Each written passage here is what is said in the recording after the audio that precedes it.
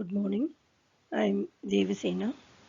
In this lecture, we are going to discuss about block diagram reduction solved problems part 3. This topic is present in the subject control system. In this lecture, we are going to solve 3 block diagram reduction problems.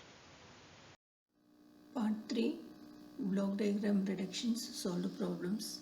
Problem 1. Using block diagram reduction technique, find C of S by R of S. This is the given block diagram. For this block diagram, we have to obtain the transfer function C of S by R of S. The above block diagram can be redrawn as shown in figure below. Here we have rearranged the summing points position and we have converted the given block diagram in this form. Now we have to identify the blocks which are in parallel and feedback loop 1. In this block diagram, the blocks G3 and G1 are in parallel. These two blocks are connected to the summing point S1. Similarly, we have a feedback loop 1. This is identified here. Feedback loop 1 is having a feedback element H1 which is having a negative feedback. This negative feedback is applied to the summing point S2. This is indicated in the given diagram. Step 2. Eliminating feedback loop 1 and combine the blocks G1 and G3 which are in parallel. The block diagram will be. Here, after eliminating the feedback loop 1, the resultant block is shown above. By eliminating the feedback loop 1, the summing point S2 gets eliminated. Negative feedback is applied to the summing point S2. So, by using the formula eliminating the negative feedback loop, that is G of S divided by 1 plus G of S H of S, we can eliminate the feedback loop 1. So, after eliminating the feedback loop 1, we get the resultant block G2 divided by 1 plus G2H2. Similarly, after combining the blocks in parallel, the resultant block is indicated above. That is, by combining the blocks in parallel, the summing point S1 gets eliminated. Step 2 continued. Identifying the blocks G1 plus G3 and G2 divided by 1 plus G2H2 which are in cascade. This is indicated in this diagram. Here we have identified that the blocks G1 plus G3 and the another block G2 divided by 1 plus G2H2. These two blocks are in cascade. So we have to eliminate these blocks in cascade by applying the rule combining the blocks in cascade. So if we want to combine the blocks in cascade means we have to multiply the individual blocks. Step 3. After combining the blocks G1 plus G3 and G2 which are in cascade, that is multiplying the individual blocks G1 plus G3 and G2, the resultant block is shown below. Here R of S input is applied to the resultant block G1 plus G3 close the bracket G2 the whole divided by 1 plus G2H2, and from that we have obtained the output, that is the transfer function C of S by R of S is equal to G1 plus G3 into G2 the whole divided by 1 plus G2H2. This is our answer for the given block diagram. Part 3, problem 2. Find C of S by R of S using block diagram reduction technique for the block diagram shown below. This is the given block diagram. For this block diagram, we have to determine the transfer function C of S by R of S. In this block diagram, we are having three summing points. They are summing point S1, summing point S2 and summing point S3. Input R of S is applied to summing point S1. The summing point S1 is connected to the block G1. The output of the block G1 is applied to summing point S2. And for the summing point S2, a negative feedback is also applied, and the output of the summing point S2 is applied to G2 as well as to G3. The output of the G2 is connected to the summing point S3, which is having a positive signal. Similarly, the output of the G3 is also connected to the summing point S3 having positive signal. And a feedback element H1 is tapped after the block G2 and it is applied to the summing point S1, which is having a negative feedback. This is indicated in this diagram. Step 1. Moving the takeoff point T1 behind the block G2, that is against the direction of flow.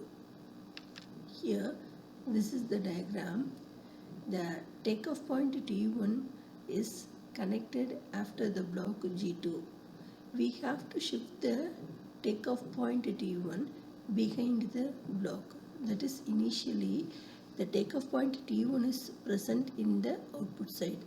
Now we have to shift the takeoff point towards the input side, that is behind the block G2. The takeoff point T1 is connected to the feedback element H1. So if we want to shift the takeoff point behind the block G2 means we have to multiply a block G2 along with the feedback element H1. This is our step 1. After moving the takeoff point T1 behind the block G2, the block diagram is shown below. Here is a representation of a block diagram after moving the takeoff point T1 behind the block G2. Step 2.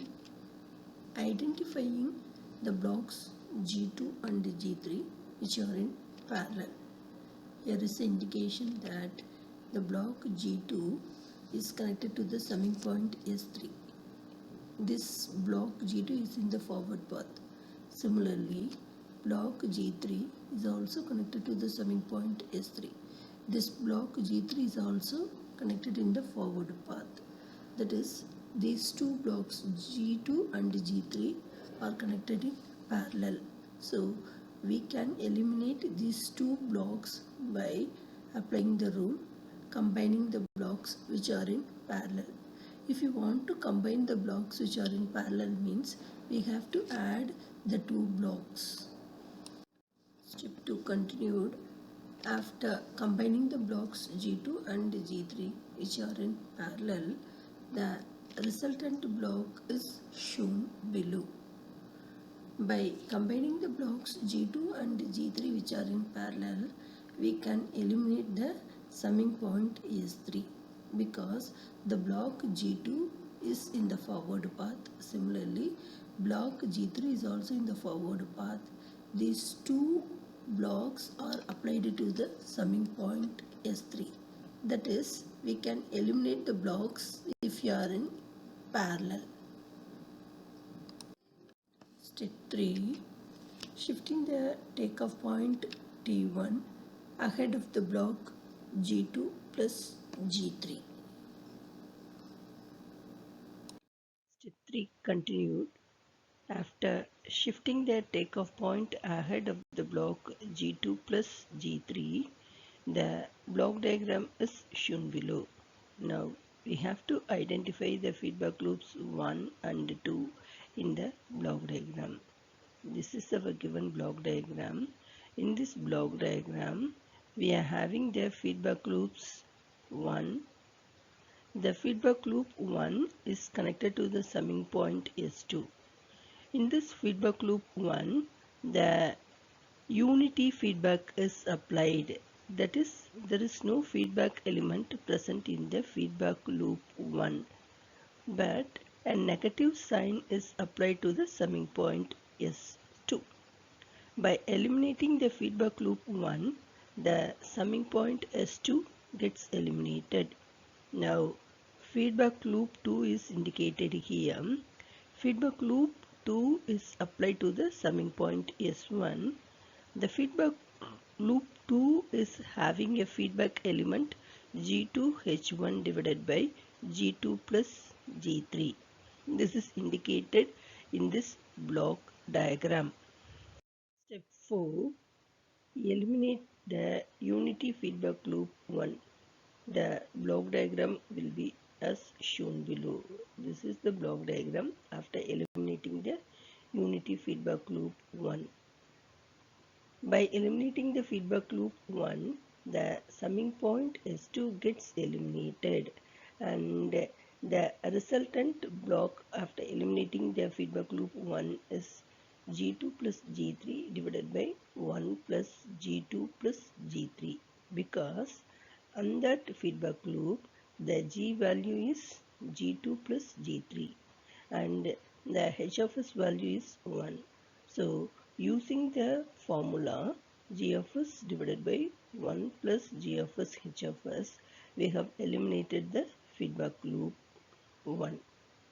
This is indicated in this diagram. So continued. After eliminating the feedback loop 1, we have to identify the blocks which are in cascade.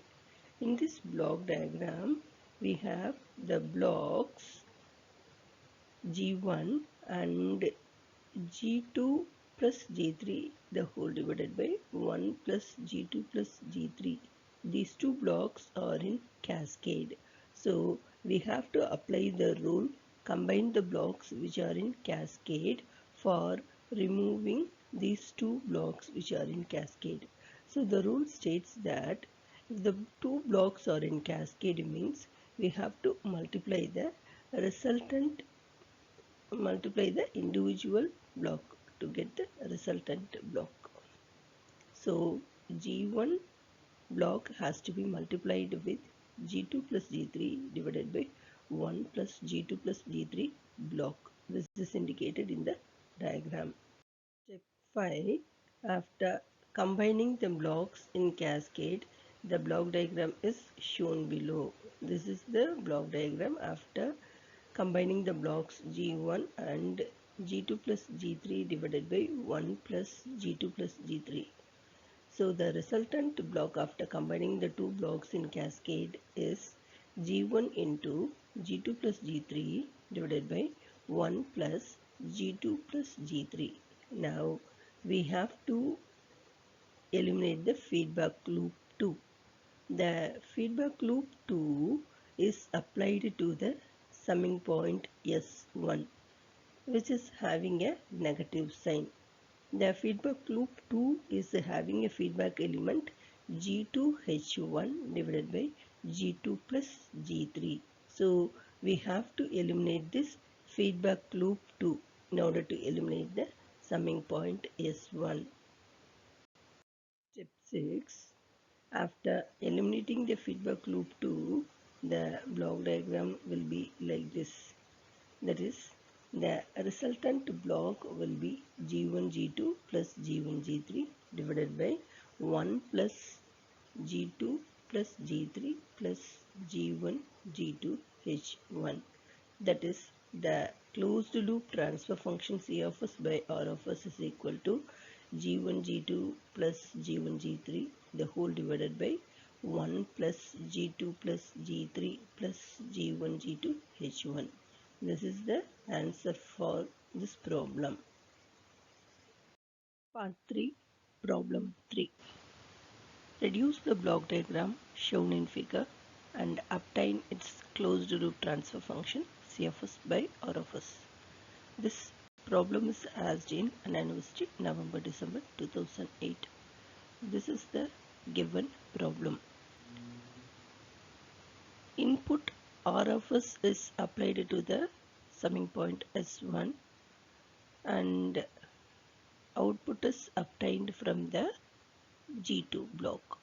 We have to obtain CFS by RFS with the help of block diagram reduction techniques. Problem 3, step 1. Identifying the summing points in the given block diagram. In this block diagram, we have three summing points S1, S2 and S3. We have to mark the summing points. Now, we have to identify the feedback loop 1. In this problem, the feedback element H2 is connected to the summing point S3. This feedback loop is considered to be the feedback loop 1. The feedback loop 1 is having a negative feedback sign. We have to eliminate this negative feedback loop 1. Now, eliminating the feedback loop 1, we get the resultant block G2 divided by 1 plus G2H2. Because by eliminating the feedback loop 1, the summing point S3 gets eliminated, and in this feedback loop the feedback element is H2. The negative feedback is applied to the summing point S3. So after eliminating the feedback loop 1, the resultant block is G2 divided by 1 plus G2H2. This is indicated in this diagram. Step 2. Combining the summing points S1 and S2 to a single summing point by including the signs of summing point S2 to summing point S1. This is indicated here. Summing point S2 is having a negative sign, two negative signs. These two negative signs are included in summing point S1. One negative sign is coming from the feedback element H1 and other negative sign is coming from the output side to the input side, which is having a unity feedback loop. Now we have to identify the feedback loop 2. The feedback loop 2 is now connected with the summing point S1, but already in the summing point S1, two negative feedbacks are applied. So first we have to eliminate the feedback loop 2, which is having a feedback element H1. Then we have to eliminate the other negative feedback. After eliminating feedback loop 2, the block diagram is shown below. The resultant block after eliminating feedback loop 2 is indicated here. The resultant block is G1 divided by 1 plus G1H1. Now we have to identifying the blocks which are in cascade. In this problem, the block G1 divided by 1 plus G1H1 and the block G2 divided by 1 plus G2H2 blocks. These two blocks are in cascade. Now we have to combine the blocks which are in cascade. Step 4. Combine the blocks which are in cascade. So the resultant block after combining the blocks in cascade is indicated here. The resultant block is G1 G2 divided by open bracket 1 plus G1H1 close bracket into 1 plus G2H2. Now we have to identify the feedback loop 3. Feedback loop 3 is connected to the summing point S1, which is having a negative feedback. The feedback loop 3 is a unity feedback because There is no feedback element in the feedback loop 3, but it is applied to the input. So it is having a unity feedback value. The value of h of s for this feedback loop 3 is 1. Step 5, eliminate the feedback loop 3. We get G1 G2 divided by 1 plus G1 H1 into 1 plus G2 H2 plus G1 G2. Therefore, the resultant closed loop transfer function C of s by R of s is equal to G1 G2 divided by 1 plus G1 H1 into 1 plus G2 H2 plus G1 G2. This is the answer for this problem. Thank you very much for listening this lecture. For further updates, kindly subscribe this channel.